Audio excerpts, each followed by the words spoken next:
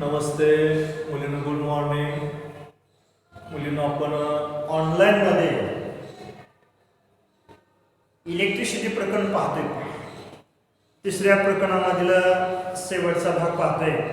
याच्यामध्ये आपण ह्या प्रकरणामध्ये करंट इलेक्ट्रिसिटीमध्ये आपण पोटेन्शियल डिफरन्स, त्यामध्ये current flowing through wire, electrical current, measure the electrical currents, Ohm's law, electrical circuit, symbol of electrical circuits, conductor, insulator, आणि resistance in series आणि resistance in parallel याच्याविषयी माहिती पाहत होतो. पहा, आता विद्युत धारा संबंधित प्रकरण आहे.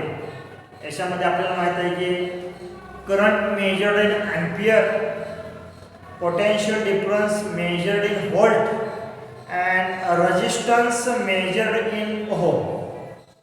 Resistivity SI unit is ohm meter. याचा अभ्यास केला.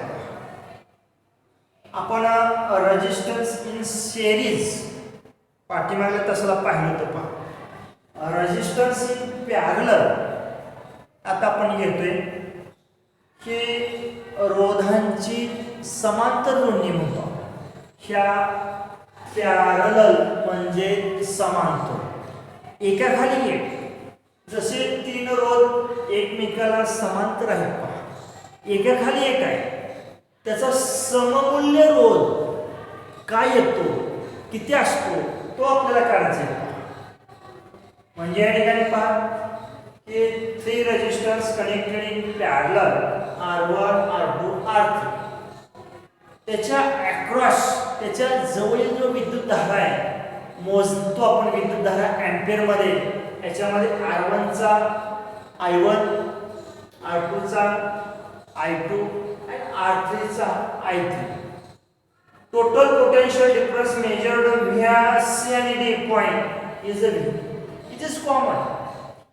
आपण त्याच्यामधलं विभवांतर हे व्होल्ट मीटरच्या साहाय्याने मोजतोय. पहा, एकंदर टोटल. परंतु तिन्ही रोधाच्या जवळील करंट आहे हे मोजण्याचं काम 3 एम्पियर करतात. म्हणजे या ठिकाणी हा I1, I2 आणि I3 आहे. परंतु टोटल करंट मोजण्यासाठी आपल्याला ओहमचा लॉ विचारात घ्यावा लागेल. ओहमच्या नियमानुसार आपल्याला ओहमचा नियम V is equal to IR, potential difference across 2 point is equal to current flowing through circuit into resistance.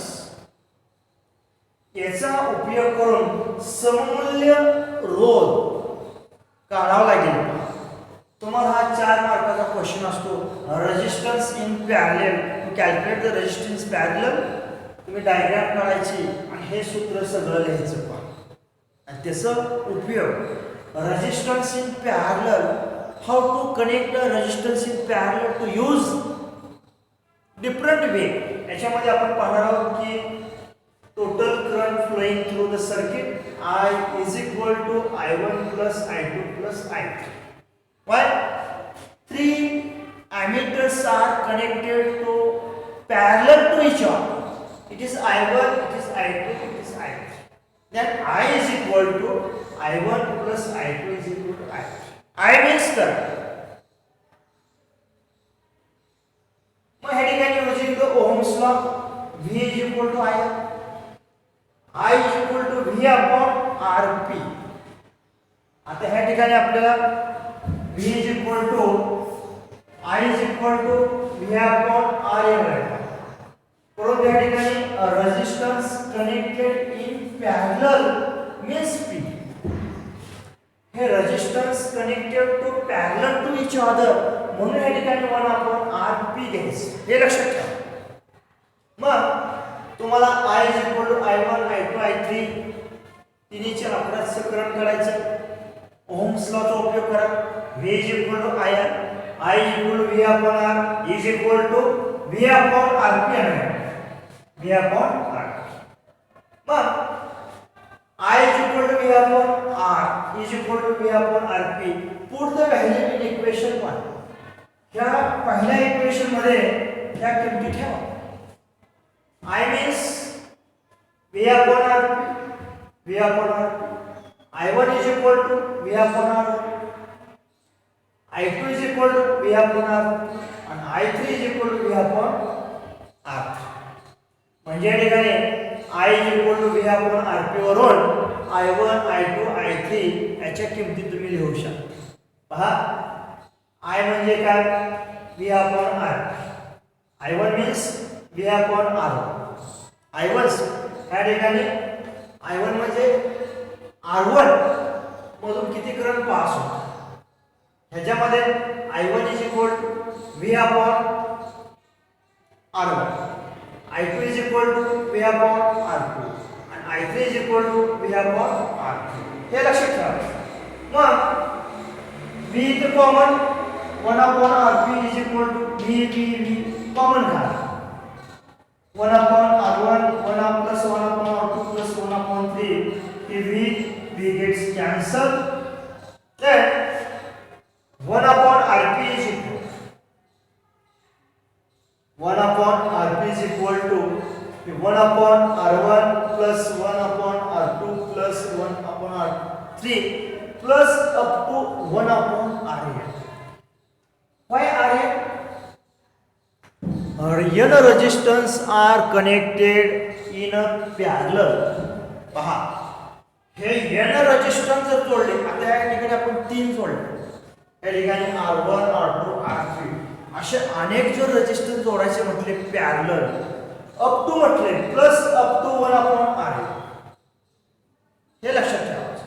N resistance are connected to parallel to each other, then the total resistance 1 upon RP is equal to 1 upon R1 plus 1 upon R2 plus 1 upon R3 plus up to 1 upon RN हे लक्षात ठेवायचं. हे तुम्ही हे जे सूत्र आहे की रेजिस्टन्स इन पॅरलल याच्यामध्ये 4 मार्काचा क्वेश्चन असतो. तुम्ही डायग्राम करायची याच्यामध्ये 1 voltage voltmeter connected point C and D, I1 I2 I3 3 resistor 3 ammeters are connected to series in 3 resistors R1 R2 R3. 3 resistors are parallel and 1 ammeter here connected to each other. It is series connected. It is key button on offs and E is a battery. Current flowing through the high potential to low potential, positive terminal to negative terminal. हे सगळे complete diagram काढले तुम्हाला 2 mark मिळतात. आणि current flowing total current flowing through the circuit I is equal to it is I1 I2 and I3. I is equal to I1 plus I2 plus I3. तिन्हीचे across जे काय current आहे तो I1 I2 I3. I means commonly current याच्यामध्ये ohms law नुसार V is equal to IR, I is equal to V upon R, V is equal to 1 upon RP. Why P is a parallel? It is parallel. V I is equal to V upon RP, I1 V upon R1, I2 V upon R2, I3 V upon R3.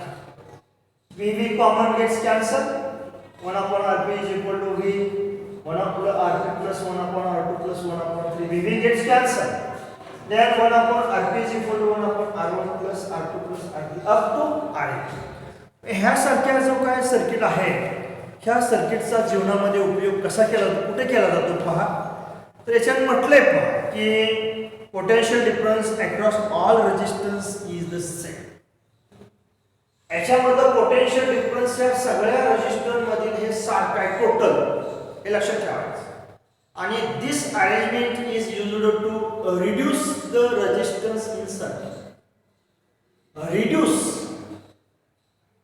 Resistance कमी करण्यासाठी रोध कमी करण्यासाठी current वाहण्यास विरोध कमी करण्यासाठी ह्या सर्किटचा वेगवेगळ्या उपकरणामध्ये उपयोग केला जातो. म्हटलंय this arrangement is used to reduce the resistance in a circuit. Resistance circuit मधील